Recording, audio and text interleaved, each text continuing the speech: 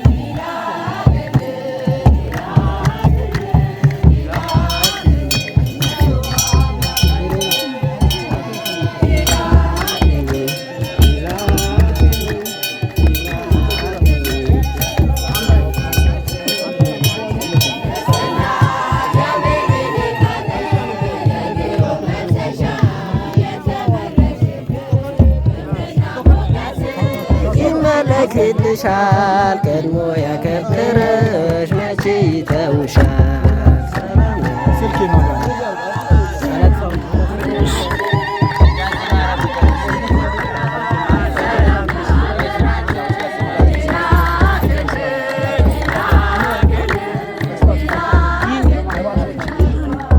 ከዚህም በኋላ ደቀ መዛሙርቱ ከእንጀራ እርሾ ይጠብቁ ዘንድ እንዳላዘዛቸው አስተዋሉ።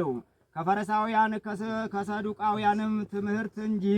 ጌታ ኢየሱስም የፊልጶስ አገር ወደምትሆን ወደ ቂሳርያ ከተማ በደረሰ ጊዜ ደቀ መዛሙርቱም የሰው ልጅ ሰዎች ማን ይሉታል ብሎ ጠየቃቸው። ዮሐንስም መጥምቅ ነው የሚሉ አሉ፣ ሌሎችም ኤልያስ ነው ይሉሃል፣ እኩሌዎቹም ኤርምያስ ነው ይሉሃል፣ ያም ባይሆንም ከቀደሙት ነቢያት አንዱ ነው ይሉሃል አሉት። እናንተስ ማን ትሉኛላችሁ አላቸው። ስምዖን ጴጥሮስ መልሶ አንተ የሕያው የእግዚአብሔር ልጅ ነህ አለው።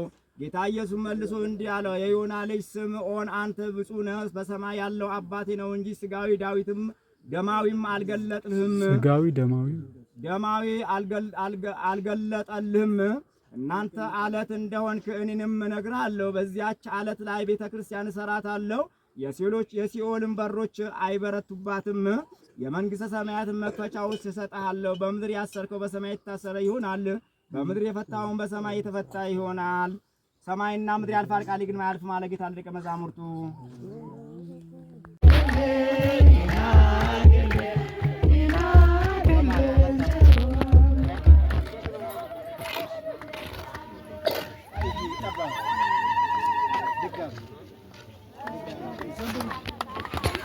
ይሰራ ቤቱ ይሰራ ቤቱ ዘምሩ ባለ